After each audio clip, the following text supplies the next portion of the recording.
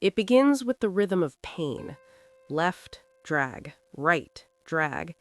You have been walking for 3 weeks. The leather of your boots, once the pride of German craftsmanship, has turned into a torture device. The soles have separated from the uppers, flapping like dying fish with every step, sucking in the freezing mud of the roadside. You do not wear socks. Socks are a memory from 1943. Instead, you wear Fusslappen, square rags wrapped tightly around your feet.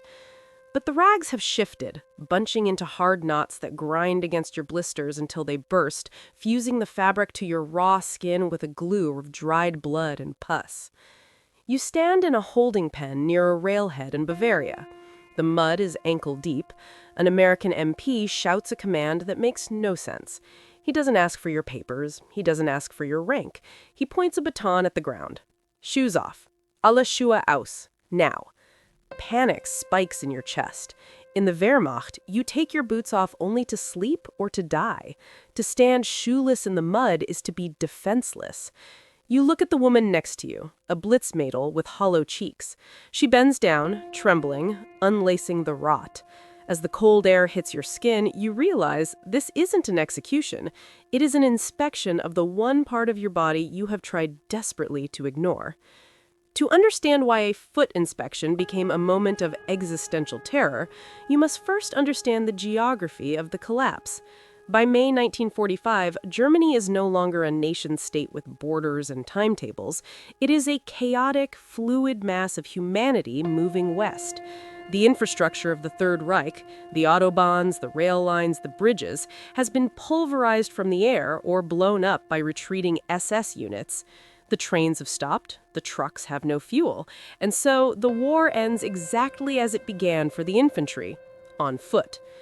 You are part of the Grey Worm, a column of prisoners that stretches for 20 miles along the cratered secondary roads of Bavaria or Thuringia. It is a slow, agonizing river of wool and exhaustion.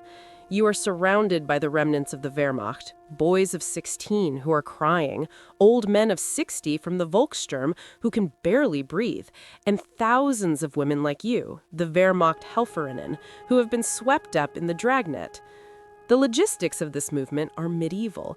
You are walking because there is no other option. The Americans, rolling past in their endless convoys of Studebaker trucks and jeeps, are mechanized. They sit, they drive, they float on air-filled rubber tires. You feel the vibration of their engines in the soles of your feet before you hear them. They pass you at 30 miles an hour, splashing dirty water onto your leggings, looking down from the high cabs with a mixture of pity and contempt. They are the Motorized Victors. You are the Pedestrian Defeated. This disparity creates a specific physical torture. You are marching on asphalt and cobblestones that were designed for tires, not for the thin, failing soles of women's auxiliary footwear. The shoes issued to you in 1943 were decent leather. The shoes issued in 1944 were questionable. But the shoes you are wearing now, in the final days of the collapse, are likely ersatz, substitutes. They are made of pressed cardboard, pigskin, or even wood. They do not bend, they do not breathe. They are rigid cages that trap the sweat of the march, softening the skin of your feet until it has the consistency of wet paper. You are marching 15, maybe 20 kilometers a day. It sounds manageable in theory, but you are doing it on 800 calories a day, carrying everything you own on your back in a rucksack that cuts into your shoulders. You stop only when the American MPs shout at you to stop. You sleep where you fall, in a ditch, in a barn, in an open field. The dampness of the ground seeps into the leather of your boots, warping them as they dry on your feet overnight. You learn the golden rule of the prisoner march: never take them off. If you take off your boots, your feet will swell instantly, expanding like rising dough. You will never get the boots back on. So you sleep in them, you live in them, your feet become fused to the leather, a single rotting unit of pain. This harsh reality is compounded by your legal status. Just like in the Rhine Meadows, you are classified as Disarmed Enemy Forces, DEF. This means the Americans are under no obligation to provide transport. If you cannot walk, you are left behind. You see men sitting by the side of the road holding their swollen purple feet, waiting for a wagon that will never come. For a woman, the fear is sharper. To be left behind is to be vulnerable to the chaos of the displaced persons, the liberated forced laborers roaming the country, hungry and armed. So you walk. You walk on blisters that have turned into open ulcers. You walk until the nerve endings in your heels go numb, and the only sensation left is the rhythmic, dull thud of your own weight hitting the pavement. The disintegration of the German foot was not just a result of walking, it was a result of the total collapse of the textile industry. By 1945, the sock had become an artifact of a bygone era.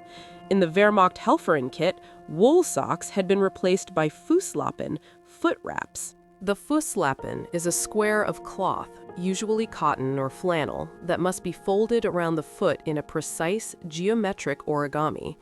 When done correctly by a veteran soldier, it provides warmth and prevents blisters. But you are not a veteran soldier. You are a 20-year-old typist or a searchlight operator. You wrap them hastily in the dark. As you march, the sweat soaks the cloth and the folds begin to migrate. A single crease, hardened by perspiration and pressure, acts like a razor blade against the heel. Over 10 kilometers, it slices through the epidermis. Over 20, it reaches the dermis. By the time you stop, the rag is no longer a separate object. It has been grafted into the wound. The Americans, watching you limp into the holding area, view this not as a tragedy, but as a vector of infection. You must understand the American military mind of 1945. They are a force obsessed with hygiene and standardization. They have just spent the winter of 1944 fighting in the Ardennes, where they lost thousands of men, not to German bullets, but to trench foot, the gangrenous rotting of tissue caused by cold and wet. To the American Medical Corps, a foot is not just a body part, it is a piece of equipment that must be maintained.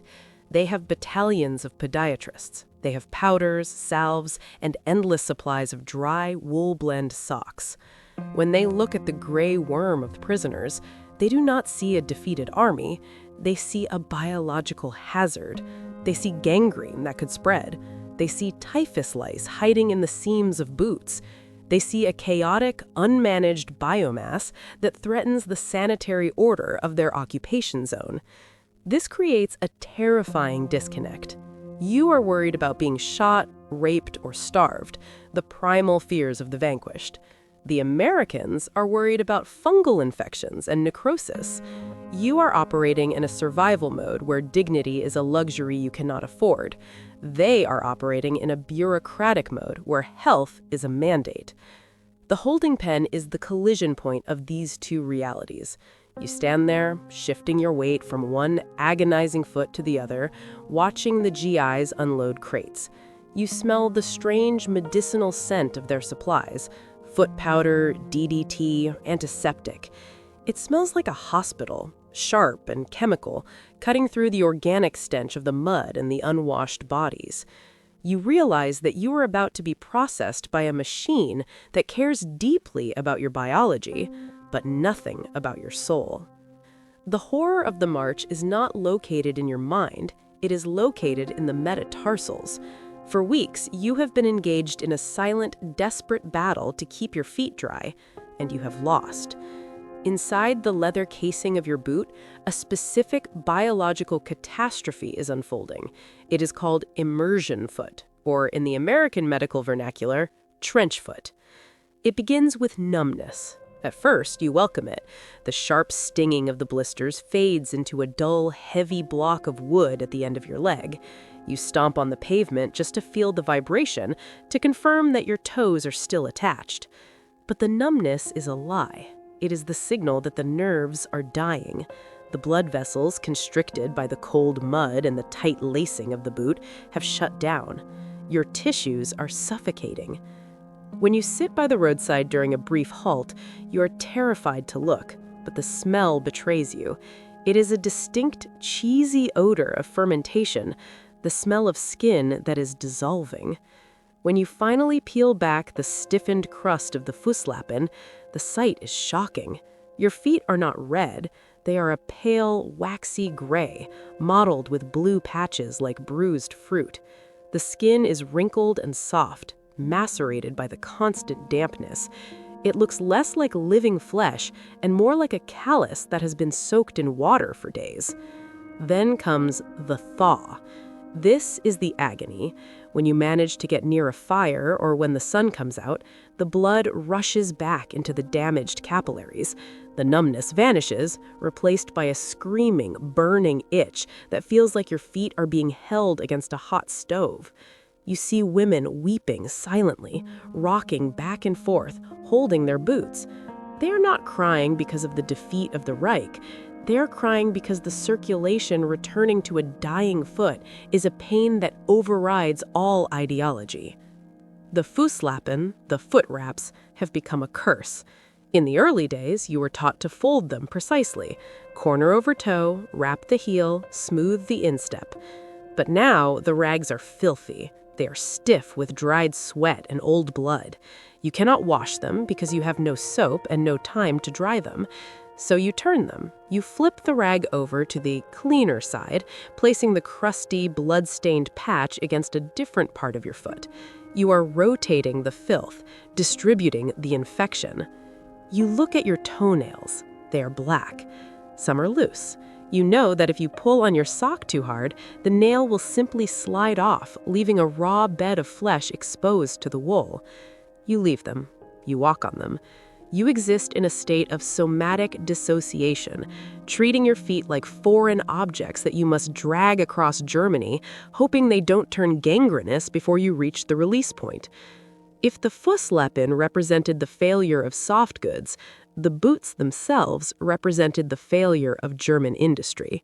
By 1945, the rubber that powered the Wehrmacht's trucks and shod its soldiers had vanished. You are walking on soles made of stacked leather, compressed cardboard, or in the worst cases, wood.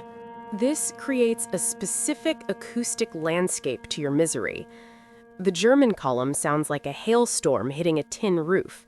Click-clack, click-clack. The iron hobnails and wooden heels strike the cobblestones with a harsh, unforgiving impact. There is no shock absorption. Every step sends a jar of kinetic energy shooting up your shin, through your knee, and into the base of your spine. After 20 kilometers, your skeletal structure feels like it is vibrating. You are not just walking, you are being pulverized by the ground. Then you look at the Americans. They move like ghosts. They walk on thick, black rubber soles. You watch an MP step off a Jeep into the mud. His boot doesn't slide, it grips, it bounces. He is wearing the M1943 Combat Service Boot, or the rubber-bottomed shoe pack. He moves with a quiet, cushioned confidence that infuriates you. The rubber sole is a technology of conquest. It separates the American from the earth, keeping him dry, stable, and silent. You, meanwhile, are slipping on wooden heels that slide across the wet stones like ice skates, constantly fighting to keep your balance, your calf muscles screaming from the micro-adjustments needed to stay upright. But the ultimate object of envy, the holy grail of the holding pen, is the sock. You watch the GIs in their bivouac area. You see a soldier sitting on a crate, casually peeling off a pair of olive drab wool socks. They are thick. They are cushioned. And then he does something that makes you gasp. He throws them into the fire. He burns them. Because he has so many, because his supply chain is so endless, he does not bother to wash them. He simply puts on a fresh, dry pair from a plastic-wrapped package. To a woman whose feet are wrapped in rotting, blood-stiffened rags, this act of waste is almost pornographic. It displays a mastery over the environment that you cannot comprehend. You realize that the Americans are not winning because they are better soldiers. They are winning because they have industrialized the comfort of the foot. They treat dryness as a standard issue right, whereas for you, it has become a distant, impossible dream. This material disparity creates a strange psychological submission. You begin to stare at their feet. You covet their boots more than their weapons. You imagine what it would feel like to walk a single mile on a cushion of air and rubber, protected by clean wool. The inspection that is about to happen, the command to show us your feet, is terrifying not just because of the exposure, but because you know exactly what they will see. They will not just see wounds, they will see the poverty of your nation. They will see the wood and the rags and the rot, and they will know, without firing a shot, that you are broken. The line shuffles forward, a slow procession of limping gray ghosts. You are herded toward a large canvas tent set up on the edge of the rail yard. The rumor mill has gone silent. There is no talk of gas chambers or executions now, only a bewildered confusion. Why here? Why the feet? In the Wehrmacht, medical inspections were cursory things, a glance at the eyes, a check for lice. But this feels different. It feels industrial. You enter the tent. The light inside is filtered through the olive-drab canvas, casting everything in a sickly greenish hue, but the smell is sharp and unmistakable. Rubbing alcohol, talcum powder, and the metallic tang of disinfectant. It cuts through the barnyard stench of the column. You are directed to a wooden bench. An American medic stands in front of you. He is wearing gloves, clean, white latex gloves that look impossibly bright against the mud-splattered floor. He does not look at your face. He points to your boots. Off. Take them off. This is the moment of maximum physical crisis.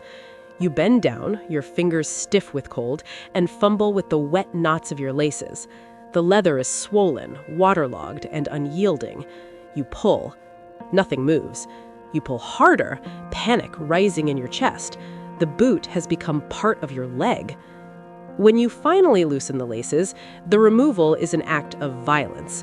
You have to brace your other foot against the bench and yank. There is a wet, sucking sound, schwack, as the suction breaks. The boot comes off, revealing the shapeless gray lump of the Fusslappen wrapped around your foot. Then comes the smell. It is immediate and overpowering. It is the scent of confined necrosis, sweat, fungus, and dead skin that has been fermenting in a leather incubator for 3 weeks. You see the medic flinch, just a micro-movement of his nose, a tightening of his jaw. He steps back a second, then leans in. Wraps off. You reach down to uncoil the rags. They are stiff, crusted with old pus where they stuck to your blisters. As you peel the fabric away from the skin, it tears at the healing scabs. The pain is sharp and hot. You unwind the last layer, revealing the naked truth of your defeat. Your foot is a pale, wrinkled ruin. The toes are purple. The skin on the sole is white and sodden, looking like bread dough that has been left in the rain. The medic does not scream, he does not hit you. He looks at your foot with the detached, clinical boredom of a mechanic looking at a broken carburetor. He reaches out with his gloved hand and presses his thumb into your swollen ankle. The flesh depresses, leaving a deep yellow pit that does not bounce back. Pitting edema, he says to the clerk sitting at a table. Grade 2 trench foot. Next. He grabs a large shaker, like a canister of sugar. He shakes it over your foot. A cloud of white powder, fungicide and talc, descends, coating the rotting skin, filling the cracks between your toes. It feels indescribably dry. For the first time in 20 days, moisture is being pulled away from your skin. It is a shock of coolness. He hands you a pair of socks. Not rags, socks. Gray, wool blend, dry American socks. Put 'em on, move out. You stare at the socks in your lap. You are stunned. You expected a beating. You got a prescription. You expected to be treated as a war criminal. You were treated as a patient. The cognitive dissonance is paralyzing. This enemy, who bombed your cities and destroyed your rail lines, is now dusting your toes with antifungal powder because his regulations demand that the conquered population does not succumb to gangrene. You slide the American sock over your toes. The sensation is alien. For weeks, your feet have known only the slimy, sliding friction of wet cotton rags. This wool is thick. It has a structure. It grips your arch and cups your heel. As you pull it up your calf, the dry fabric absorbs the moisture from your skin instantly. It is a dry sock shock, a physical comfort so immediate and so profound that it makes you dizzy. You look down. Your foot, which a moment ago was a hideous, rotting thing, is now encased in clean, olive drab wool. It looks like a soldier's foot again. It looks human. But then the medic does something that shatters you. He reaches down with a pair of tongs and picks up your old Fusslappen, the dirty, blood-stiffened rags you had carefully folded and unfolded for 20 days. The rags you had guarded with your life because they were the only barrier between you and the frostbite. He drops them into a metal trash can. Trash, he mutters. He doesn't ask if you want to keep them. He doesn't understand that those rags were your most valuable possession. To him, they are garbage. He has a crate behind him with 5,000 pairs of brand new socks. He can afford to throw away your survival gear because his supply chain is infinite. You watch your rags land on a pile of other discarded German filth, cardboard insoles, torn liners, rotted leather. It is a pile of national defeat. You lace your wet boots back up over the dry socks. It is a strange feeling. The boots are still damp, cold, and broken, but your feet are isolated inside the American wool. You stand up. The pain is dulled. You take a step. The wool acts as a cushion, dampening the shock of the cobblestones. You walk out of the tent into the daylight. You look at the line of women still waiting to enter. They look terrified, clutching their coats, afraid of the inspection. You want to tell them. You want to shout that there is no executioner inside, only a bored boy from Iowa with a canister of talcum powder. But you stay silent. You look at your feet. You realize that the Wehrmacht told you to endure, durchhalten, to conquer pain through will. The Americans didn't bother with will. They just manufactured enough socks to make the pain irrelevant. You walk back to the holding pen, moving differently now. The gray worm is still shuffling, but you are floating on a layer of enemy wool. The hatred you were supposed to feel has been suffocated by the dry, warm reality of the sock. You realize that you cannot fight a nation that treats the feet of its prisoners better than your own nation treated the feet of its heroes. The release paper is a small, typed slip of grayish wartime paper. It stamps you as discharged. But in 1945, a discharge is not a ticket home. It is a license to walk. The trains are still dead. The bridges over the Elbe and Rhine are twisted steel skeletons lying in the water. To get from the holding camp in Bavaria to your mother's apartment in Hamburg or Berlin, you have to walk another 400 kilometers. This is the Great Wandering, die große Wanderung. The roads are clogged not with armies, but with a drifting tide of humanity, refugees from the East and Wehrmachthelferinnen like you. You are no longer marching in a column. You are alone, or in a small group of 3 or 4, navigating by the sun and the rumors of where the bridges are still standing. The American socks saved your skin, but they could not save your bones. As the weeks of walking turned into months, the deeper damage of the hunger march reveals itself. It is not just blisters anymore. It is the structure of the foot collapsing. Because of the malnutrition, the months of living on 800 calories of watery soup, your body has begun to leach calcium from your own skeleton to keep your heart beating. The first bones to suffer are the ones bearing the load. You develop march fractures, hairline cracks in the metatarsals. Every step sends a sharp, sickening jolt up your shin. You change your gait. You stop rolling through the ball of your foot. You begin to walk flat-footed, slapping the ground like a duck, stiff-legged and jarring to avoid bending the broken arches. Your boots, the ones you fought so hard to keep on during the inspection, finally surrender. The cardboard layers of the soles disintegrate in the autumn rains. The leather uppers crack open, revealing the gray wool of the American socks underneath. You become a scavenger of binding materials. You find telephone wire in a ditch and wrap it around the toe of your boot to hold the sole on. You use twine. You use strips of rubber from a blown-out tire found on the roadside. You look down at your feet and see a sculpture of debris, a chaotic mix of German leather, American wool, and scavenged trash, held together by the sheer will to keep moving. The nights are the worst. You sleep in barns or bombed-out train stations. When you take your boots off now, there is no relief. The nerves in your feet have been permanently damaged by the compression and the cold. They burn. It is a condition called paresthesia, a constant electric tingling, as if your feet are asleep and waking up at the same time, but the feeling never stops. You lie in the hay, rubbing your numb toes, wondering if you will ever feel the ground properly again. The American medic's powder stopped the rot, but he couldn't stop the nerves from dying. When you finally stop walking, when you reach the cellar in Berlin or the farm in Lower Saxony where your family is hiding, the war ends, but the deformation remains. You take off the boots for the last time. You peel off the remnants of the American socks, now thin as gauze and riddled with holes. You look at your feet in the light of a candle or a kerosene lamp. They are strangers to you. They have changed shape. This is the Spretz, the spread.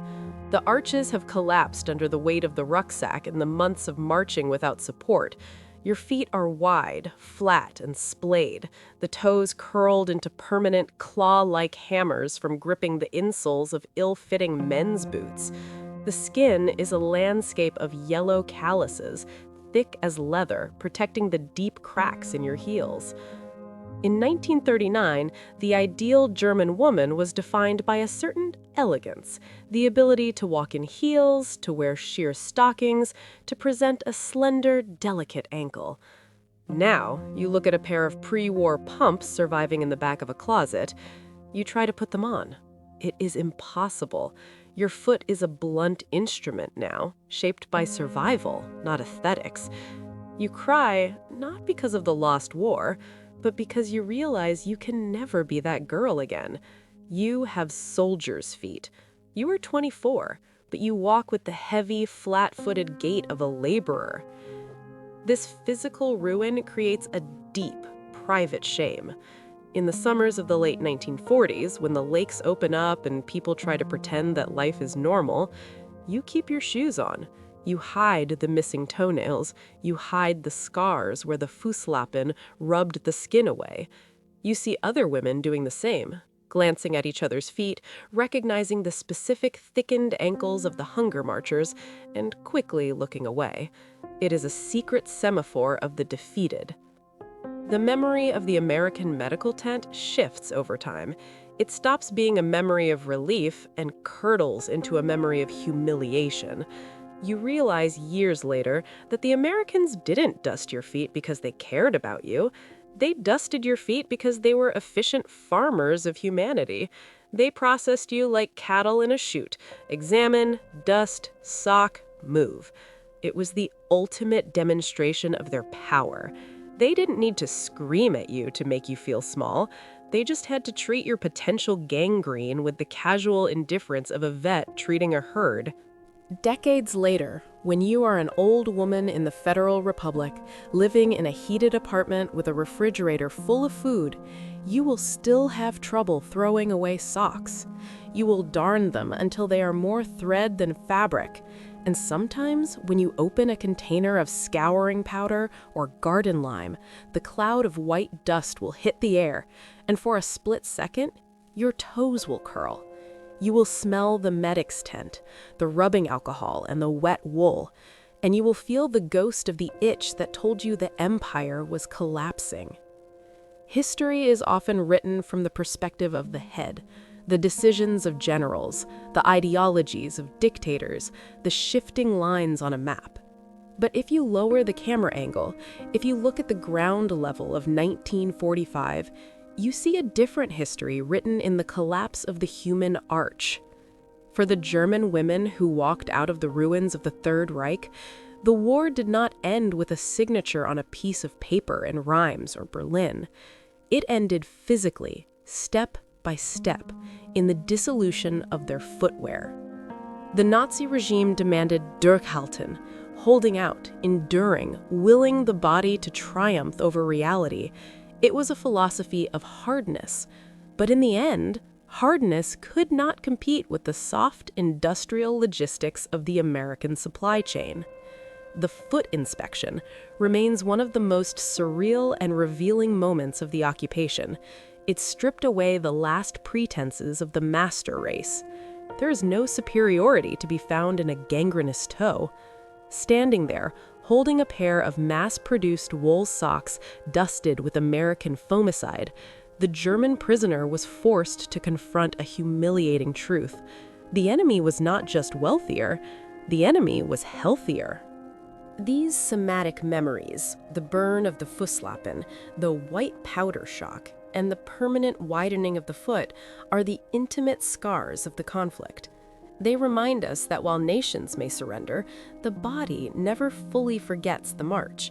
The paved roads of modern Europe cover the tracks of the gray worm, but look closely at the gait of the generation that survived 1945. They walk with a specific heaviness, a deliberate placement of the sole, as if testing the ground to make sure it will not swallow them whole.